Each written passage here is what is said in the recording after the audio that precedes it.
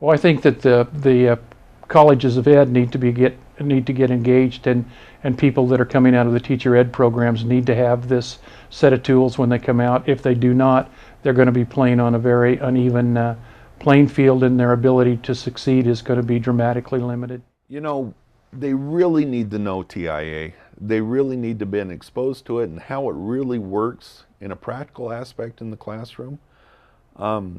Because we have some of the old guard that you're not going to change them. They're too close to retirement. But we need these new teachers that are coming out and excited about what they're doing, already hitting the ground running with this TIA document. It not only is going to be a benefit to the kids, but it's going to be a benefit to the teachers. They know what they need to teach. And the work we're doing in TIA, I think, is really a great benefit to any new teacher or to a teacher that's changing a subject area. And if a student's coming out of the College of Education and doesn't have a background in some of these new programs, that's just one more thing that is piled on them in those first few years, which are formative years as an educator, and it's just more difficult. And so, you know, if the College of Education is preparing teachers for the 21st century for now, then they need to be doing some of these innovative kind of ideas. We are already doing that, but we're probably not doing it quite enough. So this has been really good for me to see, well, I already take the standards, and when teachers or our candidates are learning how to write lesson plans, they're expected to take the standard and convert that to a target. And I'll continue doing that, but now I'll take that a step further. So I'm looking at that vertical alignment of, if you were doing this in second grade, it would look like this. If you're doing it in third grade, it looks like this, and so on, so that we get that vertical alignment and teachers learn, or candidates, sorry, learn how that process works. You know, I absolutely would. When we do our new teacher in-service, I always go over the curriculum with teachers, and sometimes they're not really sure what PSYOP is, or they have a vague understanding of the standards. It's really important that our teacher education programs address the standards, and this model is a wonderful model for our new teachers.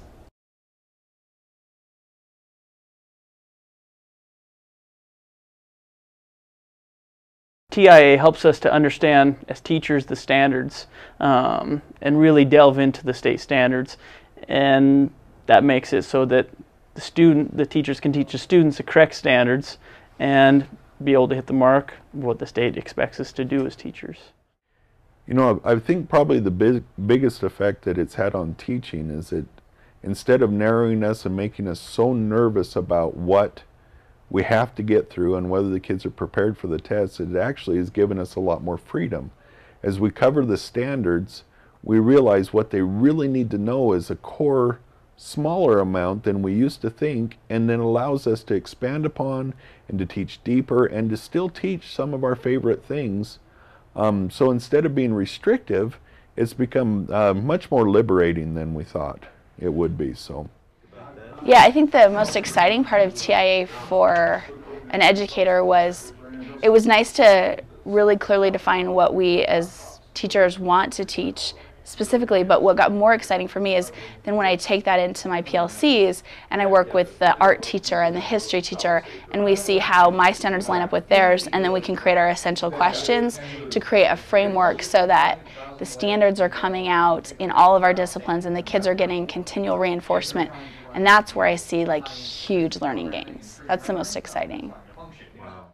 I think that teachers are more consistently aware of the standards and what students need to know. And I think one of the biggest thing is just the greater communication that occurs, you know, between teachers teaching 9th, 10th, 11th, and 12th. I've noticed that in our PLCs and our professional learning communities, when we sit down and collaborate and meet with each other, we look at the document and say, well, what are you doing, you know, for this standard or this objective, and you know, is that preparing the students for what they're going to get in the upcoming year? I just went through a big round. We had 6 positions to fill in my building, and so I went through a big round of interviews, and you could tell that people know the standards. You know, that used to be one of the questions that you'd see if they'd even respond with standards, and now it's common. You know, people know what the standards are. But I think that knowing what they are and this big global view of the standards and really being able to put those into action is where the TIA could really be helpful. Because if all you're using are just the standards, they're a little nebulous. They're pretty hard to understand, and how do they look in practice in your classroom? And so I think that colleges of ed would be that'd be a great place for them to.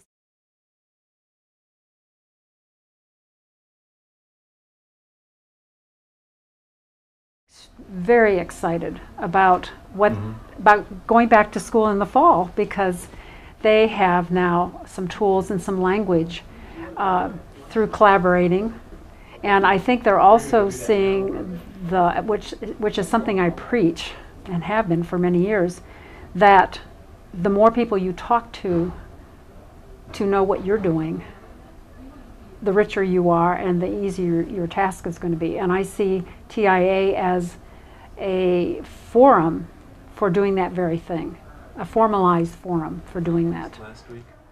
Like we talked about earlier, it's been great collaborating with teachers from throughout the state. We've got teachers from Driggs and Boise and Pocatello coming together with some of us from Idaho Falls, and just the ideas that people are bringing. Most of us are very strong in our content, but we're just, as we're talking and sometimes get sidetracked or whatever, there's still that, here's what we do, or here's something I use, or what about this? And it's so great to have that brainstorming and collaboration where I can walk away and I can take the best of the experiences that everyone has shared, and I can determine how do I want to implement that, because that was a really good idea and I would have never thought of it, or this seemed to work really well for him and he loves doing it this way. I'm going to try that and see how it works on mine. So I just think it's a good opportunity. Teachers get together and collaborate and understand state standards and be able to bring that to the students and help them initially to be successful and to understand how to do that. And it's amazing to watch. Everyone's always a little shy on day one, but now we've got folks from, I think, my 4th grade social studies table where their focus is on Idaho history, but they've got questions about how to write an assessment. And they're popping up and going over and talking to the 1st grade teachers and trying to figure out what those guys have determined. So it's just been really neat to watch all of these folks work together.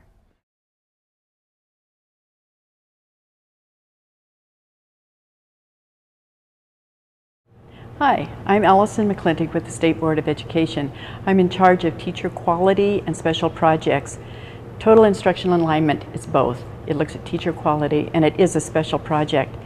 What I have found here today is that in observing the teachers is the excitement that they all share. And the involvement.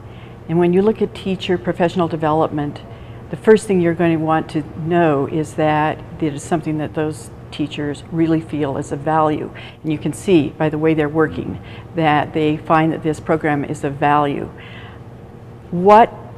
No program is going to be any good for any kind of teacher training, teacher learning, unless it's something where the teacher knows that there is a goal in mind that they're going to take back to the classroom and their students are going to get something out of it. Total instructional alignment helps them identify those goals. When they leave here, they know exactly what it is that they need to do with their students, and then they look at the ways that they can get it done. And I feel like the Board of Education in Idaho has not wasted a cent in the grant monies that they have used to help with this particular program.